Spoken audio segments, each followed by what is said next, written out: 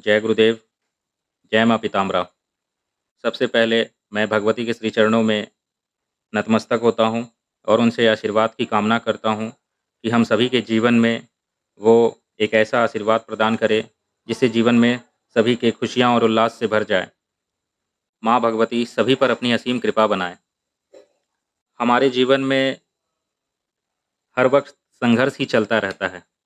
अगर एक समस्याएँ खत्म होती हैं, तो कोई दूसरी समस्याएँ चालू हो जाती हैं और जब तक जीवन है, मानव जीवन संघर्ष तो रहता लगा ही रहता है।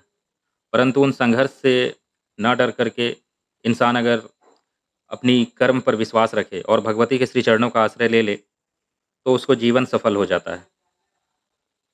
कई बार लोग भटक जाते हैं कि कई बार उन्हें समझ नहीं आता कि हमें क्या करना चाहिए, कौन-सी विधि अपनानी चाहिए। कई बार कुछ विधियाँ भी गलत हो जाती हैं और कई बार कुछ अपने गलतियों से भी कुछ अनजाने परेशानियों को वे मोल दे देते हैं। सबसे पहली बात, कुछ लोग किसी की बात सुनकर दुर्गा सप्तशती तो पाठ करना चालू कर देते हैं। लेकिन उन्हें ये नहीं मालूम कि दुर्गा सप्तशती के गलत उच्चारण से उनके जीवन में क्या परेशानी बढ़ सकती है। ठीक है, माता कुमाता नहीं होती है, परंतु यह एक तांत्रिक ग्रंथ है। आप लोग इस बारे में हमेशा से ध्यान रख करके किसी जानकार व्यक्ति या नहीं तो संस्कृत सीख करके आप इसका पाठ करें, तो कोई दिक्कत नहीं है। और सबसे सरल और सबसे उत्तम विधि जो हम कह सकते हैं दुर्गा सप्तश्लोकी की है, क्योंकि यह जो है सबसे छोटा हिस्सा है। दुर्गा सप्तशती का सब यह निचोड़ है। यह जो है 7 श्लोकों से बना हुआ है और जीवन की हर उस परेशानियों के बारे में जो है यह अपने में समेटे हुए है। जीवन का हर वो हिस्सा को ये पूरा कर सकती है, हर कमी को दूर कर सकती है, बशर्ते आपको समर्पण और श्रद्धा की आवश्यकता हो। आपका मन अगर चंचल है कि क्या इससे होगा? क्या इससे नहीं होगा? मुझे क्या ये पावरफुल है? क्या वो पावरफुल है? अगर आप इस चक्कर में रहेंगे, तो आप कहीं के नहीं रहेंगे। सबसे पहले आप अपना तन, मन, धन भगवती के श्री चरणों में समर्पित करें। उसके बाद आपकी जो भी परेशानी है, इच्छा है, आप उन भगवती को निवेदन करें, प्रार्थना करें और दिल से जुड़कर भगवती सबकी सुनती हैं, तो आपकी क्यों नहीं सुनेगी। और जन कल्याण के लिए हमारे ऋषि मुनियों ने, शास्त्रों ने ना जाने कितनी-कितनी विधियाँ और क्या-क्या ज्ञान नहीं दिए हैं। लेकिन हम लोग फिर भी उस ज्ञान के मोल को नहीं समझ पा रहे हैं और उसको प्रयोग नहीं कर पा रहे हैं। खैर, आगे अभी हम चर्चा दुर्गा सप्तश्लोकी की कर रहे हैं। इसके कई पार्ट भी बनेंगे और अभी हम चर्चा करेंगे कि दुर्गा सप्तश्लोकी को किस प्रकार सिद्ध करें और किस प्रकार से हम अपने जीवन की सारी परेशानियों को दूर करें। किस प्रकार दुर्गा सप्तश्लोकी के माध्यम से हम अपने कुलदेवी को भी जागृत कर सकते हैं। आपको भले ही मालूम ना हो कि हमारी कुलदेवी कौन है, कुलदेवी रुष्ट है, कुलदेवी नाराज़ है या घर में किसी प्रकार की हमेशा से बाधाएँ होती रहती है, अनहोनी होती रहती है, उन सब के सामूहिक निदान के लिए, कुलदेवी की कृपा के लिए, यहाँ तक कि सप्तश्लोकी के द्वारा आप अपने पितृ की भी कृपा प्राप्त कर सकते हैं, उसका भी एक विधान मैं आपको शेयर करूँगा।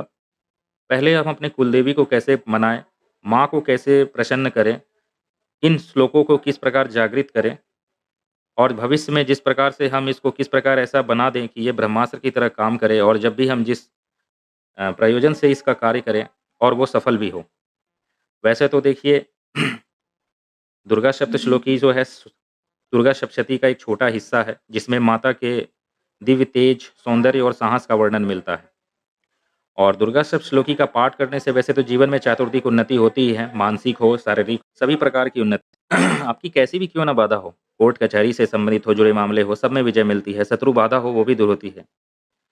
आप अपने साइड से गलत नहीं होने चाहिए। आप अगर सही हैं, तो भगवती का वरदान है, भगवती की यह स्तुति है और भगवती का यह वरदान है कि अगर जो भी सच्चे मन से भक्त इसको पाठ करता है, तो उसकी मनोकामना अवश्य पूर्ण होती है।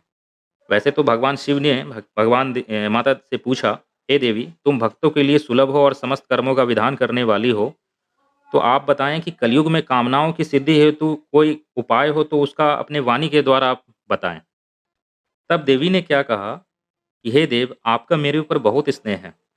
कलयुग में समस्त कामनाओं को सिद्ध करने वाला जो साधन है वह बतलाऊंगी, सुनो, उसका नाम है अम्बा स्तुति।